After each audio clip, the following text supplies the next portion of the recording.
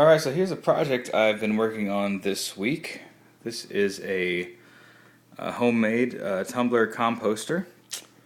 You can buy one of these new online or in the store for around $300 or $400, and they're pretty much exactly the same as this, just fancied up.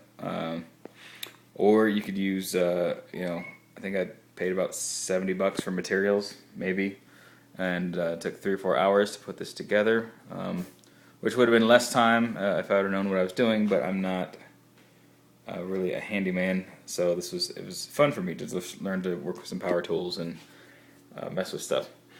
So anyway, I'll show you a little bit about this. It's just got a couple of sawhorses here, which I put together. I bought those brackets, and then just you basically just slide the wood in and knock in some nails and you're good to go. And then on the middle of them, on either side, I mounted this other piece of 2x4 so I could run these U-bolts through there, which is for this pole just to kind of keep it in place. It doesn't really support it necessarily. It just keeps it from rocking back and forth too much. So yeah, this metal pole is basically it's just a fence post. It was like $10 for 5.5 feet, and so yeah. Went over to my buddy Mike's on Monday, and we drilled out some holes in the sides here for these plywood wheels, which I've got one on the outside on both sides of the barrel, and then one on the inside on both sides of the barrel. And I bolted them together to provide a little bit more stability to the barrel itself, so all the weight of the compost and whatever is not resting right on the plastic, giving it an extended life. And then Mike sawed out some holes and everything through the middle of all of this with his hole driller. I'm not sure exactly what that's called. It's hole driller. That just sounds bad. Anyway, so over on this side, it's the exact same, except I have this little stopper that I just put on here because I discovered that when it's not on here, this tends to fall down. So all the weight of the compost would be on the door, which is not a good thing because we don't want that popping open. So I put on this stopper. So after it's spun, you just rest it right on here and keeps everything inside. So anyway, let's take a look at this door. Cut that out with just a jigsaw, I guess, and mounted it on there with a couple of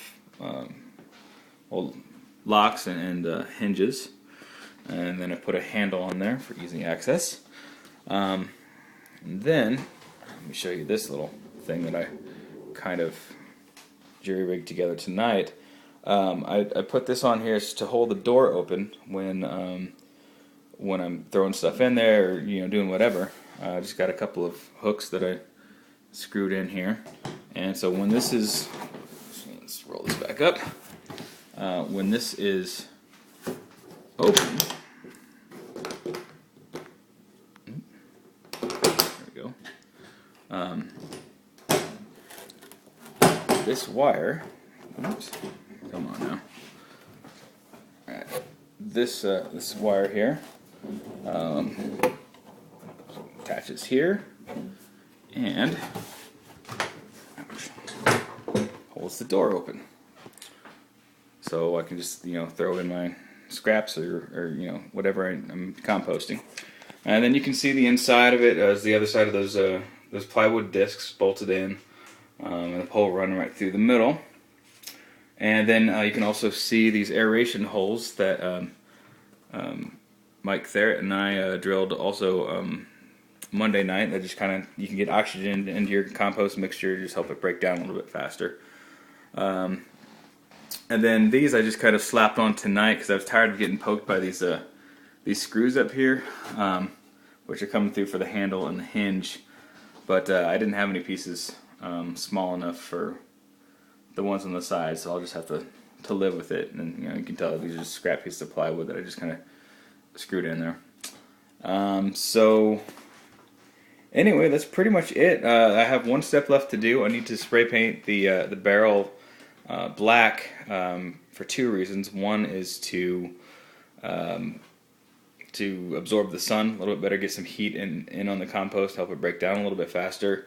And another is to kind of seal these plywood discs, since this is going to be outside, it's going to be exposed to the elements, and you don't want water getting in there and rotting those out.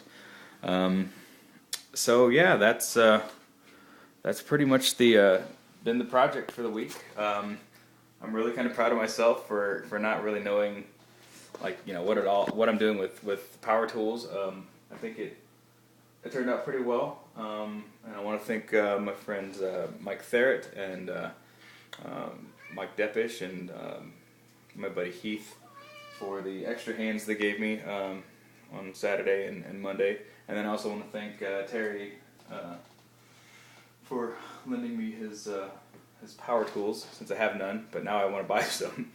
So yes.